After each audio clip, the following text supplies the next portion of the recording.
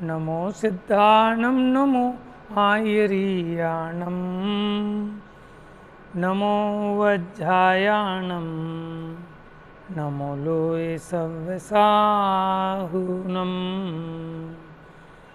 वन्दितु सर्वसिद्धे ध्रुवमचलमणोवमं गतिं पत्ते वोच्छामि समयपाहुड मृणमो सुधकेवली भणिदं नमः समयसाराय स्वानुभूत्या चकासते चित्स्वभावाय भावाय सर्वभावान्तरक्षिदे निज स्वरूप को परमरस जामे भरो अपार वंदो परमानंदमय समय सार अविकार।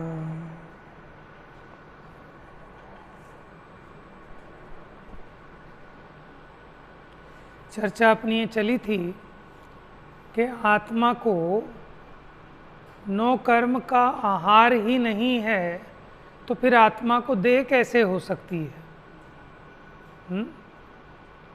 और जब इस आत्मा को देह ही नहीं है तो देह संबंधी जो लिंग है वो मोक्ष का कारण कैसे हो सकता है? देह संबंधी लिंग माने जो द्रव्य लिंग माने श्रावक का लिंग और मुनि लिंग, वो तो शरीर के चिन्ह को कहते हैं, तो वो धर्म का कारण नहीं है। वो चर्चा यहाँ चल रही है।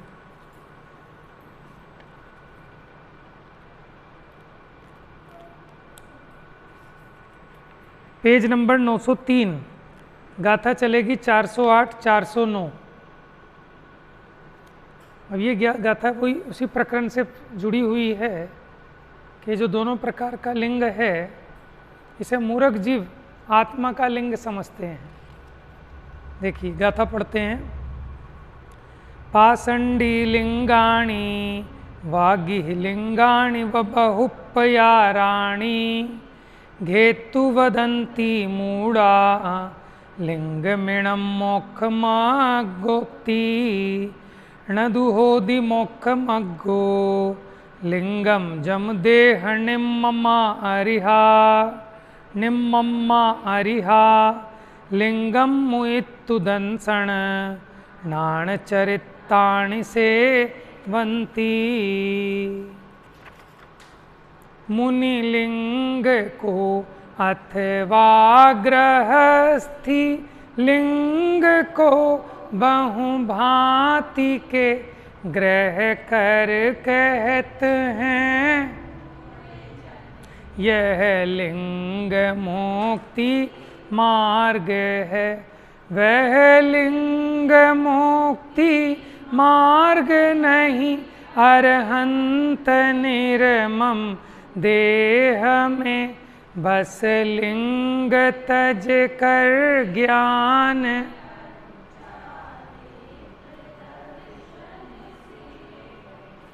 देखो क्या कह रहे हैं, मुनि लिंग को अथवा गृहस्थी लिंग को ग्रह कर कहते हैं मूढ़ जन, माने मूर्ख लोग उसको धारण करके कहते हैं कि ये लिंग ही मुक्ति का मार्ग है। तो वो लिंग मुक्ति मार्ग नहीं। क्यों? कि वो देह तो अनंत के भी है, लेकिन अनंतों के भी उस देह लिंग में ममत्व नहीं है। बस इसीलिए लिंग को छोड़कर ज्ञान और चारित्र और दर्शन का सेवन करते हैं। देखिए नीचे बहुत प्रकार के, देखो पाखंडी पता है किसको कहते हैं? ये लिखा ना पाषंडी, मुनि का नाम है पाषंडी, और हमने गलत अर्थ में कर दिया। अब ये कैसा रूढ़ हो गया, पाखंडी माने बहुत गलत अर्थ हो गया इसका, ढोंगी। लिखा है देखो, प्राकृत की गाथा में भी लिखा है, संस्कृत में भी लिखा है। पाषंडी लिंगाणी, पाषंडी माने मुनि के लिंग को जो देह से संबंधित है उसको मूर्ख मुक्ति का मार्ग कहते हैं।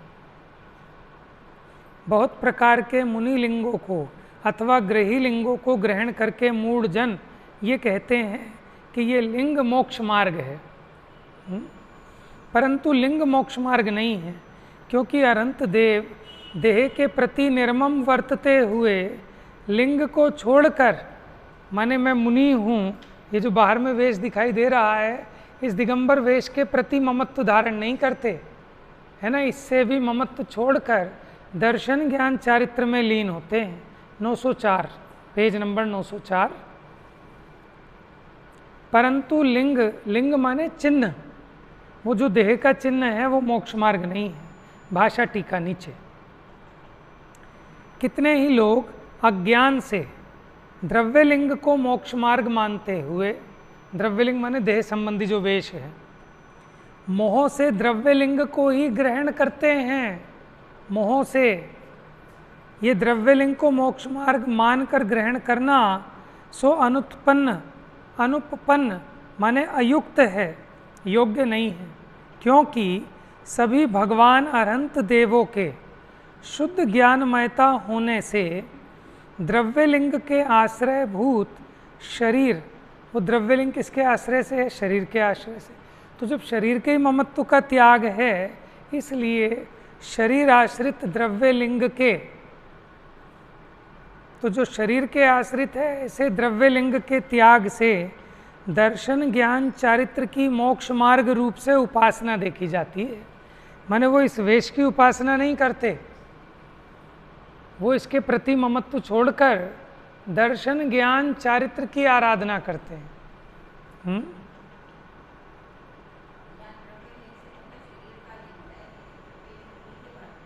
है? हाँ हाँ हाँ, यहाँ वो शुभ भाव की बात नहीं है, देह संबंधी जो उसकी क्रिया है, जो चर्या है, जो वेश है, उसकी बात है यहाँ। देखो जो असली राजा होता है बढ़िया कपड़े पहनता है एकदम, है ना, बढ़िया हार मुकुट सब चीज़ होती है, लेकिन वो हार मुकुट और कपड़ों से अपने को राजा नहीं समझता। राजा मानने का आधार कुछ और है, लेकिन अज्ञानी, उसको अगर राजा बन के दिखाना हो, जो है नहीं उसी को दिखाना होता है, जो है उसे दिखाने का बोझा नहीं होता। जो है ना माला माल, वो तो जो मर्जी पहन के चले, दुनिया को पता ही है सेठ जी हैं तो सेठ जी हैं, सब अच्छा लगेगा, वही फैशन बन जाएगा, उसी का अनुकरण प्रजा भी करेगी। तो जो राजा नहीं है वो अपने को अगर राजा दिखाना चाहता है तो बाहर में वस्त्र आदि धारण करके सोचता है कि अब मैं राजा हो गया। एक दिन के लिए बनते हैं ना सब अपनी अपनी ज़िंदगी में राजा, दूल्हे राजा, तो उस दिन वो राजा वाली ड्रेस पहनते हैं।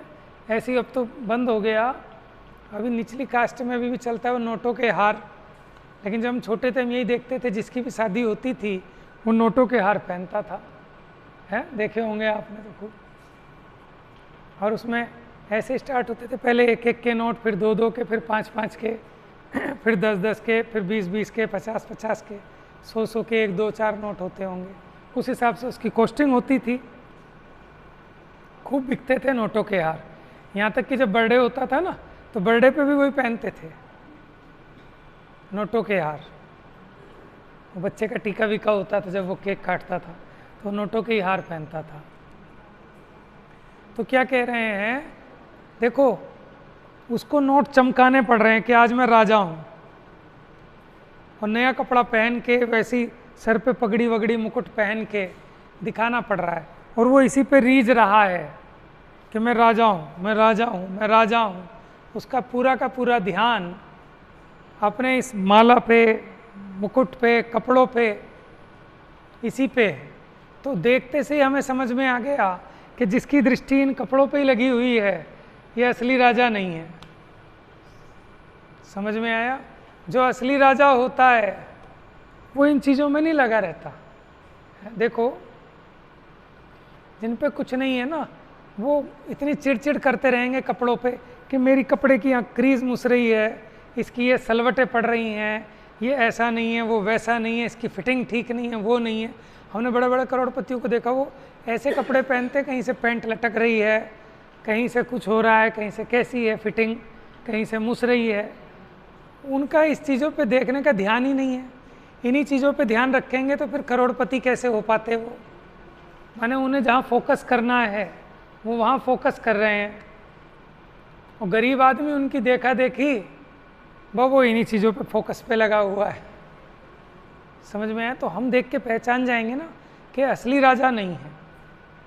तो उसी प्रकार असली मुनि राजा वो नहीं है कि जिसका ध्यान इन्हीं चीज़ों पे लगा हुआ है कि मैं मुनि हूँ, बस इसी पे फोकस है सारा का सारा।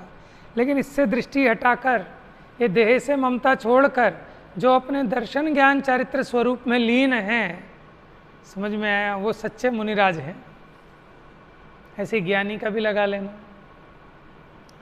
तो ये जो देह का जो वेश है, यद्यपि सभी प्रकार के वेशों के त्याग का नाम मुनि वेश है, लेकिन वो भी अपने आप में एक वेश हो गया है। समझ में आया? यद्यपि वहाँ सभी वेशों का त्याग है, तो सब वेशों का त्याग माने सबका ममत्व छोड़ना था। अब ये सबका ममत्व छोड़ दिया ना, इसका ममत्व ग्रहण कर ले कि मेरे पास कोई वस्त्र नहीं है, देखो मैं महान हूँ, तो ये परिग्रह हो गया। कोई कपड़ा नहीं है, ये भी एक परिग्रह हो गया कि मैंने सब छोड़ दिया, इस मान को रख लिया ना, मेरे पास कुछ नहीं है, एक सूत का धागा भी नहीं रखता मैं, तो उसी का घमंड रख लिया। बाहर का त्याग, लेकिन उसके पहले अंतरंग के परिग्रह भी थे, मिथ्यात्व, क्रोध, मान, माया, लोभ, 9 कषाएं, इन पे ध्यान ही नहीं है कि ये भी परिग्रह है।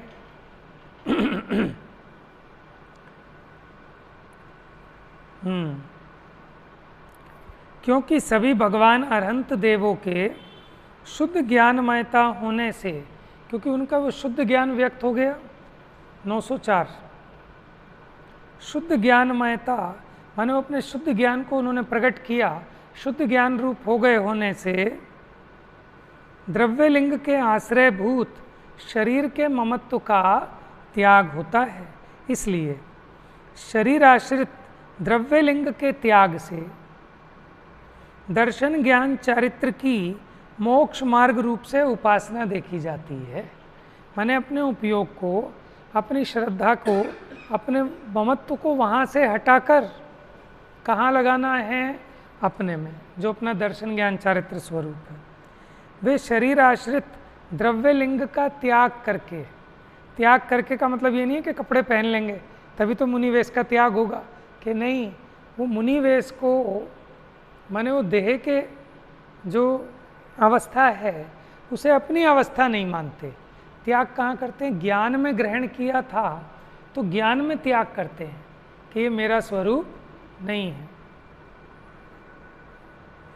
दर्शन ज्ञान चारित्र को मोक्ष मार्ग के रूप में सेवन करते हुए देखे जाते हैं।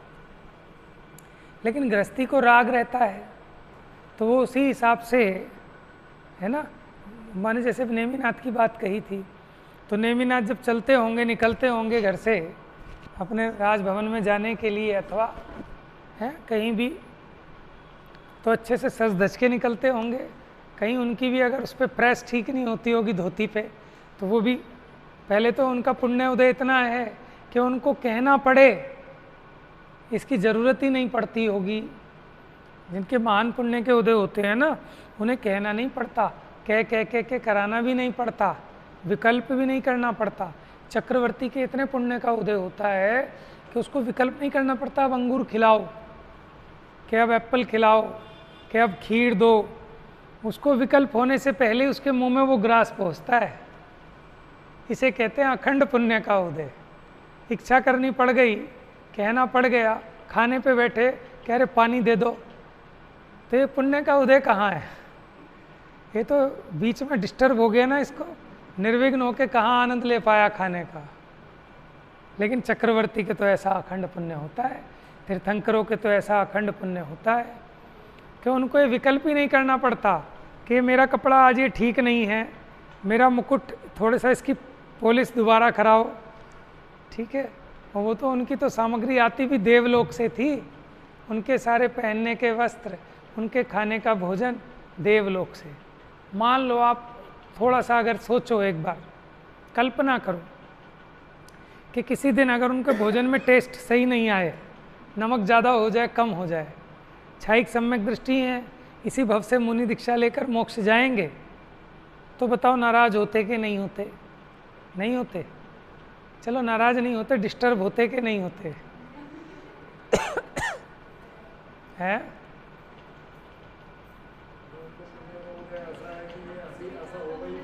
हाँ, नहीं होगा नहीं, वो तो उनके महान पुण्य का उदय इतना है। लेकिन मैं आपसे इसीलिए कहा कि सपोज दैट, कल्पना करो कि कदाचित ऐसा हो, तो क्या वो नहीं टोकेंगे?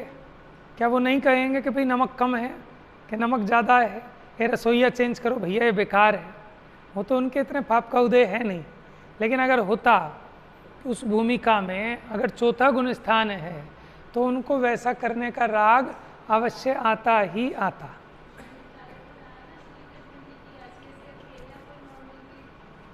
नेमिनाथ जी की भी आई, जब वो जल क्रीड़ा की, उसने अपनी भाभी से कहा कि मेरे वस्त्र धो दे, तो उसने क्या कहा, उसने टोंट कसी कि धोने वाली ले आ,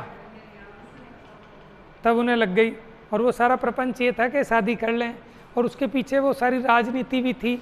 श्री कृष्ण जी को खतरा था इनसे कि भैया ये तो इतने बलवान हैं, इनके रहते हुए मैं काहे का नारायण, कौन मुझे पूछेगा? कि वो जो शंख था आयुधशाला में जाके उन्होंने नाक से ही बजा दिया, कि मुंह से बजाना भी किसी के बस की नहीं था, और उन्होंने नाक से बजा दिया। बताओ कितनी ताकत थी, मुंह में ही।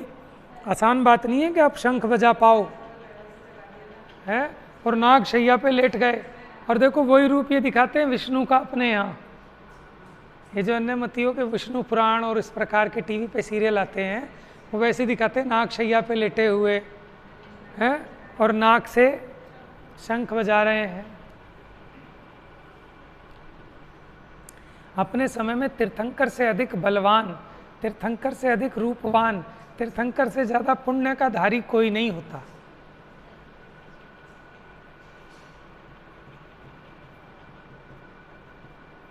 तो बड़ी समझने की बात है। लेकिन स्वच्छंदी नहीं होना कि भाई वो भी तो करते थे, कि करते थे, लेकिन उसे उपादेय मानते थे क्या? लेकिन तेरी बुद्धि में तो उसका उपादेयपना दिख रहा है। वो कार्य होते थे उनके जीवन में, बढ़िया कपड़े पहनेंगे, बढ़िया खाएंगे, बढ़िया सब चीज़ चाहिए, लेकिन इन सबको राग भाव को है और ये 5 इंद्रिय के विषयों की सामग्री को उपादेय नहीं मानते थे श्रद्धान में। लेकिन तू तो इनको उपादेय मान बैठा है।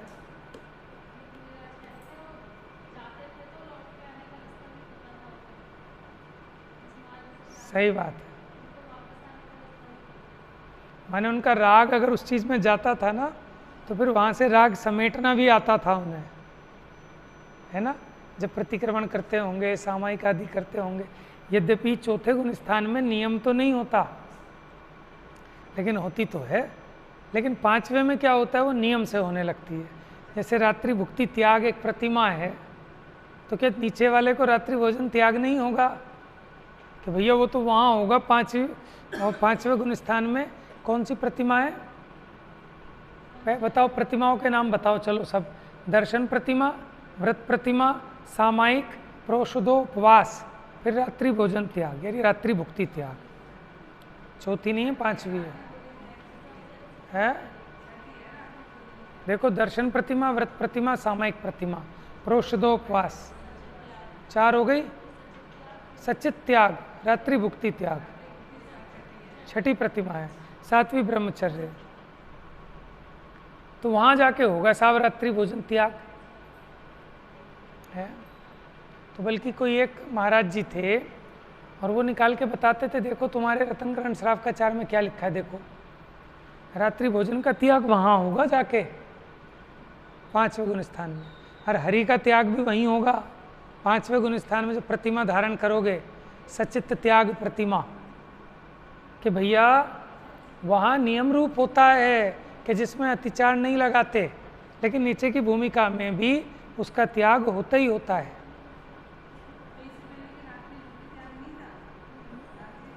होता है ना, यही तो समझा रहा हूँ, होता है। लेकिन वहाँ मन वचन काया से 9 कोटि से त्याग होता है, वहाँ दोष नहीं लगते। अब हाँ, वो भी उसका अर्थ है, वो भी उसका ही अर्थ है। दो नाम है उसके, रात्रि भुक्ति त्याग अथवा दिवा मैथुन त्याग, वो उसी का ही दूसरा नाम है। तो इसलिए छल भी ग्रहण नहीं करना।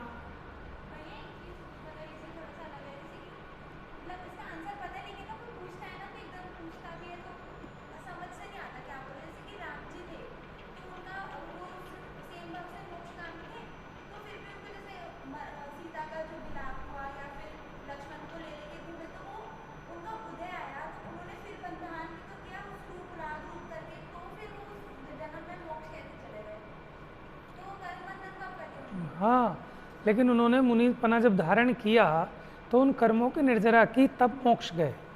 पक्की बात है कि कर्म भी बंधा उनको, क्योंकि देखो कर्म का उदय आया जिसमें वो गहलपना हुआ, लेकिन उसके कारण क्योंकि अपने पुरुषार्थ की हीनता भी थी, राग द्वेष भी हुआ, तो उसके कारण कर्म बंध भी हुआ। ठीक है, लेकिन उस कर्म बंध की निर्जरा भी की उन्होंने उसी भव से। देखो वो है ना, कोटि जन्म तप तपे ज्ञान बिन कर्म झरे जे, ज्ञानी के छिन माहि त्रिगुप्ति ते सहज टरे ते। तो निर्जरा कर ली।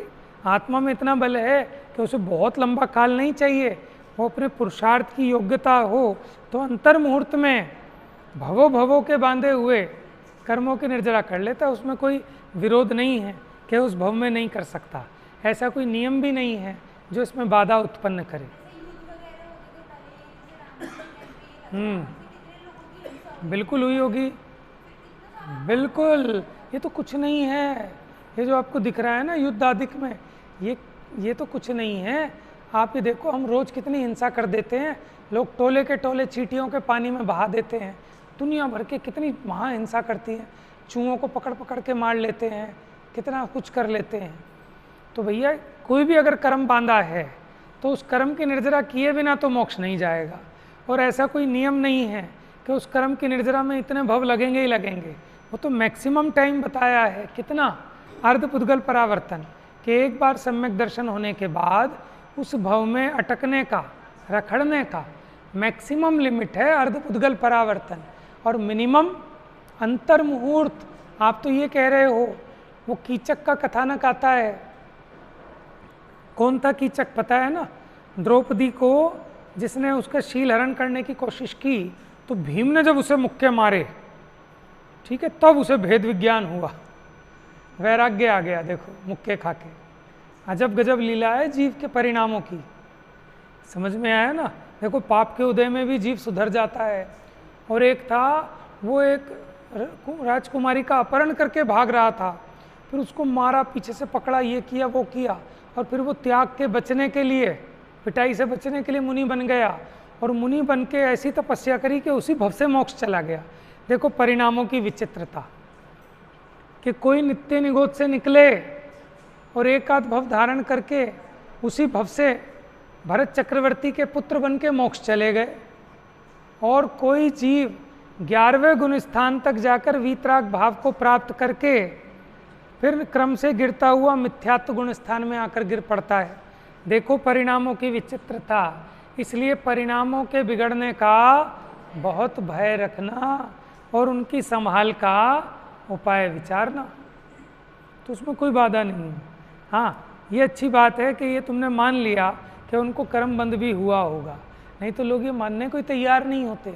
वो कहते उनके तो कर्म का उदय था, उनका तो नियोग था, उन्होंने कुछ नहीं किया, वो तो भेद ज्ञानी थे, वो तो अपनी आत्मा के ध्यान में ही लीन थे, वो तो सब कर्म की लीला थी। ऐसे लीपापोती नहीं चलेगी जैसे अन्यमति में, कि वो सब पाप कराते हैं और कहते हैं तो माया है भगवान की, ये तो लीला है। कृष्ण जी मक्खन चुरा रहे हैं, गोपियों के साथ रासलीला कर रहे हैं, और आप कहते हैं ये तो प्रभु की माया है। अपने यहाँ ये बात नहीं चलेगी, चाहे अपने यहाँ भगवान हो, चाहे इंसान हो, चाहे पशु हो, अगर वो अपराधी है तो उसे वो दंड होगा ही होगा, उसे कर्म बंधेगा ही, उसके जुड़ान के हिसाब से। अब अनंतानुबंधी नहीं है तो है प्रत्याख्यानावरण संजुलन संबंधी जितना राग था उस संबंधी बंद हुआ, लेकिन उसी भाव में वो सारे कर्म खिपा दिए। तो आप सोचो आत्मा में कितना बल है कि देखो जन्म जन्म के बांधे हुए कर्मों को क्षण भर में खिपा सकता है। पढ़ते हैं ना, क्षण भर निज रस को पी चेतन, मिथ्यामल को धो देता है, काशायिक भाव विनष्ट किए निज आनंद अमृत पीता है। फिर क्या होता है? अनुपम सुख तब विलसित होता, केवल रवि जगमग करता है, दर्शन बल पूर्ण प्रकट होता। कभी कभी ना हमें पूजा बिना गाए भी पढ़नी चाहिए कि हे भगवान, क्षण भर निज रस को पी चेतन, तुम मिथ्यामल को धो देते हो, कासायिक भाव नष्ट कर दिए और फिर आनंद का अमृत पिया, अनुपम सुख विलसित हो गया, केवल रवि जगमग करने लगा, दर्शन बल पूर्ण प्रकट हो गया। इसी का नाम अनंत दशा है। क्योंकि गाने में तो हम हैबिचुअल हो गए ना, गाते रहते। कई बार ऐसा होता है कि कोई विकल्प आ गया एकदम ऑफिस का और पूजा ही पूरी हो गई, फिर दोबारा से पढ़ते हैं, फिर उसको अरे क्या पढ़ा था, क्या चला गया, हो गया सब, कार्यक्रम संपन्न है। हाँ, स्वाध्याय करते करते भी जैसे स्थूल विषय हो ना, तो ये जीव पढ़ता चला जाता है और कहीं उपयोग एकदम चला गया और बाद में ख्याल में आता है अरे चला गया, क्या पढ़ा था। कथा कहानियों में तो नॉर्मली ऐसा होता है, लेकिन करणान योग में ऐसा नहीं हो सकता। क्यों? कि वहाँ आपको समझ में ही नहीं आएगी एक भी लाइन। इसलिए उपयोग को बाहर से हटाकर एकाग्र करने के लिए, प्रमाद को छोड़ने के लिए करणान योग का अभ्यास जरूर करना चाहिए, माने बुद्धि हिल जाए, है ना। प्रमाद तब आता है जब ये आराम से सहजता में होता है ना। मानो अब मैं अगर ऐसा प्रवचन करने लगूं लोरी वाला, बड़े आराम आराम से धीरे धीरे, आत्मा अनंत गुणों का धाम है, हाँ हाँ हाँ बहुत बढ़िया, तो आप सो जाएंगे गारंटी से। ठीक है, मैं इसीलिए बीच बीच में पूछता रहता हूँ, इधर उधर सब जगह देखता रहता हूँ। उससे क्या है कि आपकी अटेंशन बनी रहती है। आप कहीं और जा रहे होंगे तो इधर आ जाओगे वापस, नहीं तो होता क्या है, वक्ता शास्त्र पढ़ता रहता है, बैठा हुआ ऐसे बैठा है, वो सुन भी रहा है और पूरी दुकान घुमाया, माल खरीद लाया चांदनी चौक से, बेच भी लिया माल, सब कहानी ख़त्म। देखो इसी को साधना है। देखो जब समय नहीं होता तब तड़प ये होती है कि कब टाइम मिले मंदिर जाएं, स्वाध्याय करें, और जब टाइम मिलता है स्वाध्याय का, वहाँ पे भी अपने उपयोग, वो दुकान खा जाती है, हमारा ऑफिस खा जाता है, कोई विकल्प आ गया किसी चीज़ का, तो उन विकल्पों में सब काम चलते रहते हैं। लेकिन जब हम समझाने बैठे तो अब गुंजाइश नहीं है हमें विकल्प वहाँ के करने की, क्योंकि विकल्प वहाँ के करेंगे तो हम समझा ही नहीं पाएंगे। तो इसलिए अपने आप को उस तरह से बाउंड कर लेना चाहिए जिससे कि हम अपने उपयोग को साध सकें। अगर प्रथमान योग पढ़ने में नींद आती है तो उसको रख दो, चरणान योग पढ़ो। चरणान योग में भी मन नहीं लगता तो करणान योग पढ़ो, उसमें भी मन नहीं लगता तो फिर द्रव्यान योग पढ़ो, पलट पलट के पढ़ो, फिर भी नहीं लग रहा है स्तुति पढ़ लो, है ना। ये तो जीव को देखना है कि मैं क्या करूं कि जिससे मेरा उपयोग लगे। उपयोग लगेगा तो आनंद आएगा। आप प्रवचन में देख लो, अगर आपका उपयोग यहाँ ना लगे तो आपको मज़ा ही नहीं आएगा, और अगर आपका उपयोग यहाँ लग गया तो मज़ा ही मज़ा है। तो वक्ता का यानी टीचर का भी सबसे पहले इम्पोर्टेंट रोल ये है कि जो स्टूडेंट हैं उनका उपयोग बाहर ना जाने दे, पहले उनको अपने साथ इन्वॉल्व करें यहाँ पर, क्योंकि जब वो यहाँ इन्वॉल्व होगा, अब जब मैं समझाऊंगा तभी तो उसको समझ में आएगा। तो आप 10 मिनट में पढ़ा लोगे वही फार्मूला, लेकिन 20 मिनट इस चीज़ के लिए लगाना ज़रूरी है। और ये टीचिंग स्किल है कि पहले आप कुछ भी पढ़ाएं, आप उसको इतने अट्रैक्टिव वे में इंट्रोड्यूस करें कि इंटरेस्ट डेवलप हो। अच्छा ऐसा भी कोई होता है कि बताओ साहब वही चीज़ बताओ। अब पहले वो रेडी होना चाहिए उसके लिए। अब जब वो रेडी है, जब आप उसको समझाओगे तो उसके धारणा ज्ञान में जाके जमेगा। और वो रेडी नहीं है, उसको मज़ा ही नहीं है, अच्छा जी सुना दो, सुन रहे हैं, तो फिर क्या समझ में आएगा। फिर वो 10 बार पूछेगा नहीं आया सर समझ में, नहीं आया समझ में, आएगा ही नहीं। समझ में आया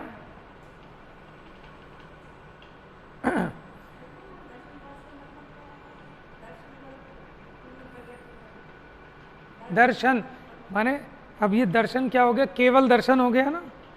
बल अनंत वीर्य प्रकट हो गया, 4 चतुष्टय हो गए ना, अनंत दर्शन, अनंत ज्ञान, अनंत सुख, अनंत बल।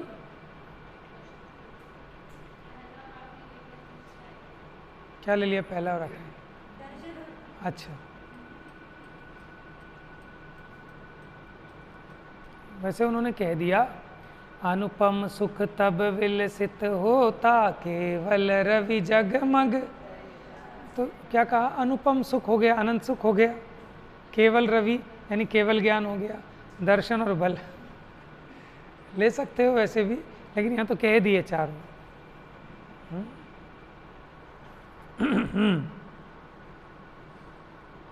तो देखो, इससे समझ में आया कि जो आनंद आता है ना, वो कहीं सुनाने वाले में से नहीं आता, शास्त्र में से नहीं आता, अपने उपयोग में से आता है। जिस दिन आपका उपयोग अच्छा होगा आपको आनंद आएगा, जिस दिन आपका उपयोग डिस्टर्ब है, आप थके हुए हैं, आप कहीं और एंगेज हैं, आपको मज़ा ही नहीं आएगा, कितना ही बढ़िया विषय आ जाए।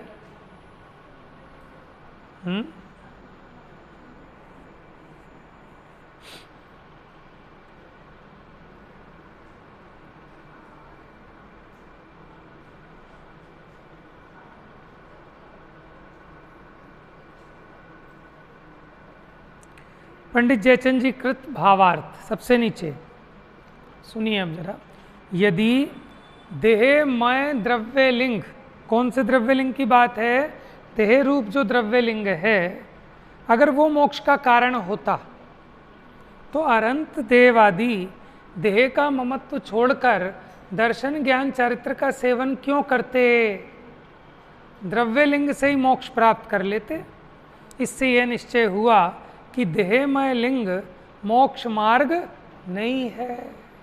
लेकिन हम क्या पलटने पे लगे? कल बताया था ना, हमारी सारी की सारी भावना ये बाहर का वेश पलटने की है कि कब हम ये छोड़कर ब्रह्मचारी बन धोती दुपट्टे वाले वेश में आ जाएं, फिर उत्तम श्रावक बन जाएं, लंगोटी एलक छुल्लक, और फिर मुनि बन जाएं कि देह का लिंग मेरा लिंग नहीं है।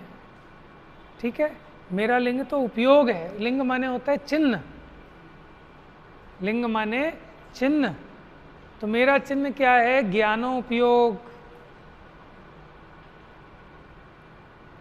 तो दर्शन ज्ञान चारित्र रूप आत्मा ही मोक्ष का मार्ग है। अब देखिए जैसे आचार्य की टीका और पढ़ते हैं 5 मिनट में। अब इस प्रकार विशुद्ध ज्ञान दर्शन स्वभावी परमात्मा के नो कर्म आहार आदि के अभाव होने पर आहारमय देह नहीं है कि जब ये आत्मा पुद्गल रूपी नो कर्म को ग्रहण नहीं करता, ठीक है, तो देह कहाँ से हो सकती है? ज्ञान को संयोग में होती है, उसका निषेध नहीं है, वो तो अरंतों के भी होता है नो कर्म का ग्रहण यहाँ देह के संयोग में, लेकिन आत्मा में थोड़ी आती है। इसलिए आत्मा को देह नहीं है। देह के अभाव होने पर देहमय द्रव्यलिंग निश्चय से मुक्ति का कारण नहीं है, ये प्रतिपादन करते हैं। मुनिलिंग और गृहस्थी लिंग आदि बहुत प्रकार के लिंग ग्रहण कर अज्ञानी जीव कहते हैं क्या कि ये द्रव्यलिंग ही मुक्ति का कारण है। उन्हें लगता है कि बस बाहर में मुनि बन जाएं, एक बार कपड़े उतार दें तो मुक्ति तो पक्की है। तो ये मुक्ति का असली कारण नहीं है। हाँ, इसके बिना मुक्ति नहीं होती है, बात सच्ची है, लेकिन इसी से मुक्ति होती हो ऐसा नहीं है। तो अज्ञानी होते हुए ऐसा कहते हैं। रागादि विकल्प रूप उपाधि से रहित परम समाधि रूप भावलिंग को ना जानते हुए, तो भावलिंग क्या है? वो आत्मा का लिंग है। परम समाधि परम समता भाव रूप जो भावलिंग है उसको नहीं जानते। अज्ञानी कहते हैं भावलिंग रहित केवल द्रव्यलिंग मोक्ष मार्ग नहीं है, भावलिंग सहित द्रव्यलिंग को मोक्ष मार्ग कहना ये व्यवहार है, उपचार है। किस कारण से? जिस कारण से अरिहंत भगवान देह से निर्ममत्व होते हैं। अरिहंत भगवान क्या करते हैं? लिंग के आधारभूत जो शरीर है उसके ममत्व से मन वचन काय से मुक्त होते हैं, माने उसके ममत्व का मन वचन काय से त्याग करते हैं, देह का, देह के लिंग का।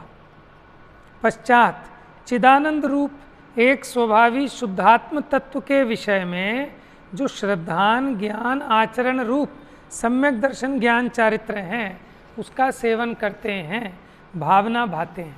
कल भावना की बात कही थी ना कि शुद्धात्मा की भावना भाता है, इस अपेक्षा इसको शुद्धोपयोग कहा है।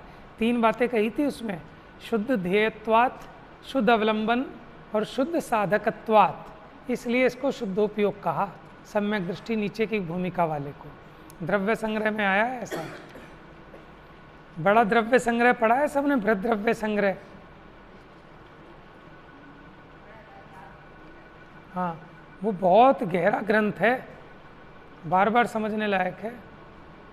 गाथाएं तो सरल हैं उसकी, 58 गाथाएं, लेकिन उसकी जो ब्रह्मदेव सूरी की टीका है वो बड़ी ज़बरदस्त टीका है वो।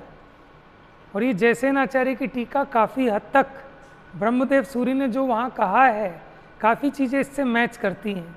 तो ऐसा लगता है कि कहीं वो ब्रह्मदेव सूरी ये जयसेनाचार्य ही तो नहीं थे कि ब्रह्मदेव उनकी उपाधि हो, ऐसा भी हो सकता है। तो ये इतिहास की बात है, कह नहीं सकते, लेकिन वो ग्रंथ भी बड़ा अच्छा है। नहीं पढ़ा हो, थोड़ा सा क्लिष्ट है बृहद द्रव्य संग्रह, क्योंकि नयों की भाषा से समझाया है, लेकिन बहुत समाधान है उसमें। जो मैं कह रहा था ना कि शरीर माने आत्मा, संसारी आत्मा को मूर्तिक भी कहा है, और द्रव्य संग्रह में 2-3 जगह आया है, कथनचित मूर्तिक है। पंचास्तिकाय के आधार से लिखा गया है उसको। चलिए बाकी चर्चा कल करेंगे। आप लोगों के प्रश्न हो तो पूछ लिया करो, ठीक है ना। जो पढ़ते हैं सुनते हैं उसमें जिज्ञासा उठनी चाहिए। जिज्ञासा उठती है तो ये इस बात का परिचायक है कि हम जो समझा रहे हैं वो कुछ आपको समझ में आ रहा है।